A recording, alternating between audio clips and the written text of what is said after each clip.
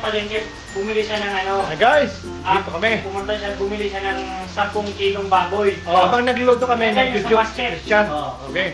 Pagtingin ko, walang laman. Ha? Bumili? Ang sabi mo, Ah, bumili ulit. bumili siya ng 10 kilong baboy may basket. Pagkagay niya doon sa basket, yung baboy, Oh. pagtingin ko, walang laman. Bakit punta sa kumain? Ang lupit ng ano. Dito kami nagluluto, pero sama namin kami ng baboy. Hotel, masama daw. What's up? Dito kami sa bahay ni Kuya Donski. Magluluto kami ng sisig. Si Rodel, si Christian. Yan! Mga Ricardo. Mamaya, tatapin namin yan.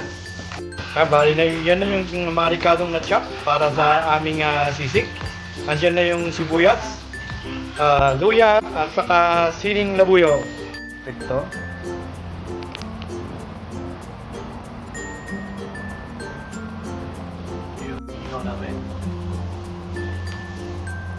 Ganda na natignan natin, pagkalitan natin para hindi na susunod.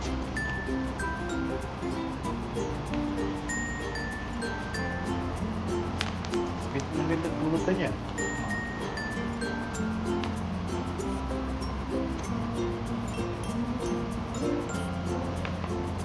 Ano? Ayinhaw.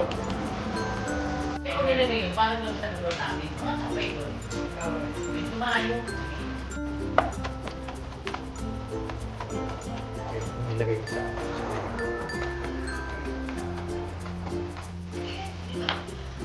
habang nagtitsak tayo balik, nakain naman tayo ng si Charon. Bago din yan. Wala ko na kayo. Yan ako, katapos ang siyang ihaw, kaya katsapin na natin ng medyo maliliit lang para yung maganda lang yung hindi masyadong malaki na nguyay at mas magandang tinan. Katapos may slice ng mga karne, ay umpisa na natin siyang lutuin. So, nagdagdag tayo ng isa't kalahating kutsarang pag-grate. Susunod lang natin ang sibuyas. Yan, halo-haloin natin. Okay. Natin medyo smooth yung sibuyas.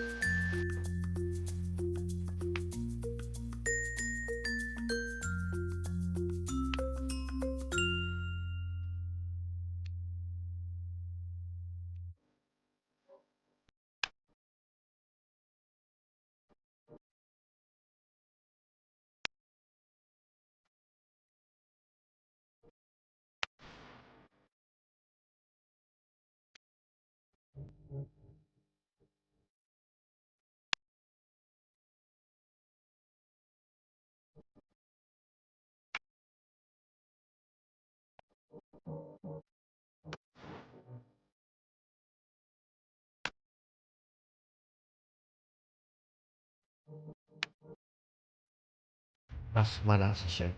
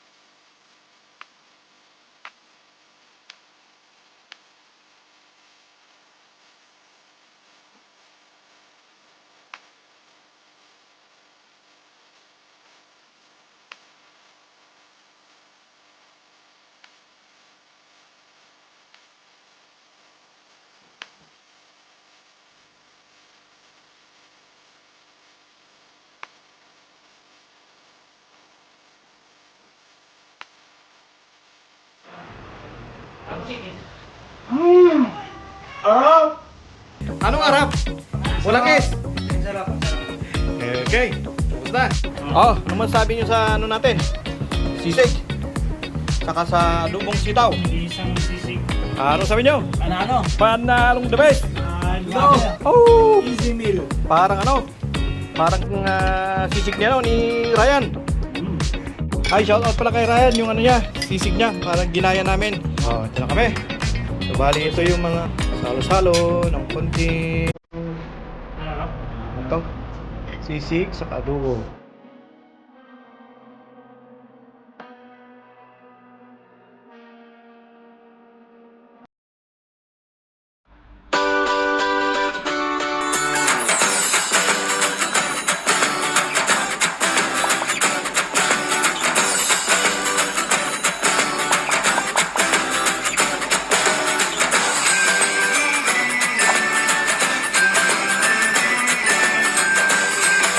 Thanks for watching.